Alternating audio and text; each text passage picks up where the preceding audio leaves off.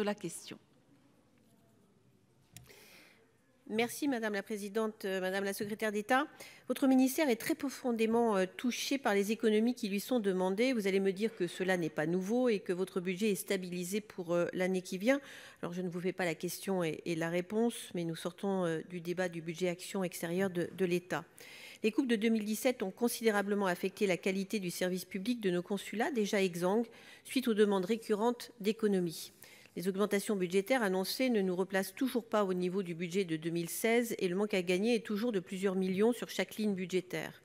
Votre gouvernement a lancé la réforme appelée Action publique 2022, dont je soutiens complètement le concept, qui consiste à demander à l'ambassadeur de gérer non seulement les moyens de son ambassade, mais le place au cœur de l'organisation interministérielle de l'État dans sa projection internationale.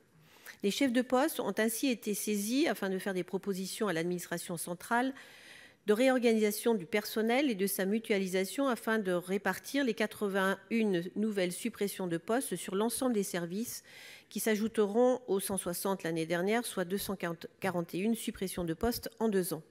Malgré le sérieux avec lequel les ambassadeurs se sont prêtés à l'exercice, il faut regretter que celle-ci n'ait pas toujours été retenue et que d'autres aient été décidées, telles à Oslo ou Moncton, sur lesquelles le ministre entend revenir, et c'est heureux. Je me demande maintenant sur quel poste diplomatique les ETP seront récupérés. Autre exemple de suppression malheureuse, celle du chargé des affaires sociales à l'ambassade du Brésil, qui veille à la bonne application de la Convention sur les pensions de retraite. Cette suppression posera de graves problèmes pour les retraités qui n'obtiennent que très tardivement, voire une année plus tard, la libération des paiements autorisés par la CNAV. Mais je voudrais centrer ma question sur la dématérialisation. Il me semble que certains pensent à tort qu'elle peut compenser les suppressions de postes.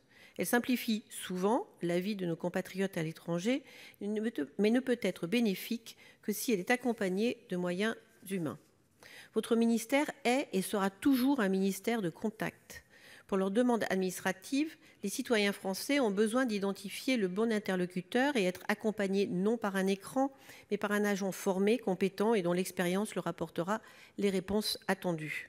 Le 28 septembre 2019, un décret précisant les modalités de mise en œuvre de l'expérimentation de la dématérialisation des actes de l'état civil était publié, qui touchera l'ensemble de nos compatriotes résidant à l'étranger. Il me semble qu'il est primordial que des agents soient affectés au suivi de ces demandes administratives au vu de l'ampleur de l'exercice. Madame la secrétaire d'État, comment allez-vous accompagner la dématérialisation tout en préservant des services de qualité dédiés aux Français de passage ou établis hors de France, surtout dans les pays où l'Internet est peu accessible? Je vous remercie. Merci. La parole est à Madame Amélie de Montchalin, secrétaire d'État chargée des Affaires européennes. Merci pour votre question, Madame la sénatrice. Et effectivement, nous sommes tous appelés à la fois moderniser l'action publique et apporter des services qui soient adaptés aux citoyens. Et la dématérialisation d'une partie des activités consulaires n'est pas prévue pour remplacer ni supprimer des emplois, ni déshumaniser les services, puisqu'elle est, nous le pensons, à la fois bénéfique aux usagers et aux agents. Pourquoi ? Parce qu'il s'agit là d'une forme supplémentaire aux usagers de s'adresser aux services consulaires qui ne supprime pas l'accueil au guichet.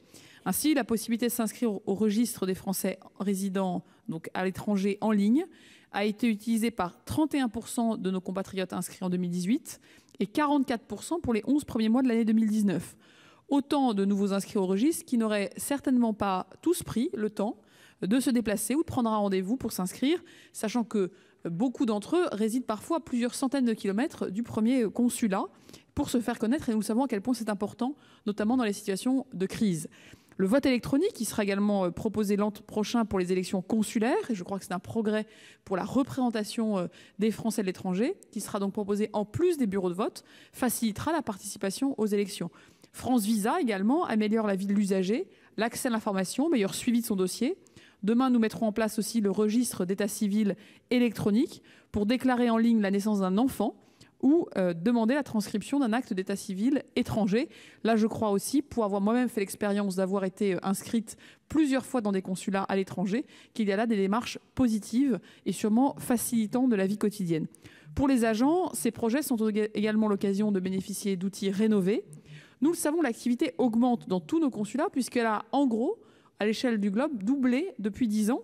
Et cette dématérialisation permet donc aux agents de faire face à des volumes croissants, La suppression de certaines étapes leur permet de se libérer de tâches fastidieuses, notamment la gestion du papier, et de se recentrer sur ce qui fait leur véritable valeur ajoutée, notamment en exerçant une protection consulaire. Vous avez parlé de l'action sociale, qui reste pour nous une priorité, pour offrir un service public de proximité plus humain. En outre, je tiens à rappeler ici que comme nous exerçons des fonctions régaliennes, aucun système informatique ou d'intelligence artificielle ne prendra des décisions régaliennes. Nous aurons toujours besoin de l'expertise poussée de nos agents, ce qui d'ailleurs veut dire que nous continuons à investir dans leur formation. Nous avons besoin d'étudier des dossiers qui ne sont pas des dossiers, qui sont des vies humaines, qui sont des projets et qui doivent donc retrouver en face d'eux une humanité. Nous ne prendrons pas par algorithme des décisions. Ni France Visa, ni le registre d'état civil Il faut conclure, ne Madame sera la remplacé ministre. par des algorithmes. Et donc, toute cette implantation n'a pas de conséquences en termes d'effectifs. Il a en revanche des conséquences sur la vie quotidienne de nos agents et des Français qui résident loin de nos frontières. L'ordre du jour appelle la question orale numéro 1031 de Monsieur Ronan Le Gleut au ministre de l'Europe et des Affaires étrangères. La parole est à Monsieur Le Gleut, auteur de la question. Merci Madame la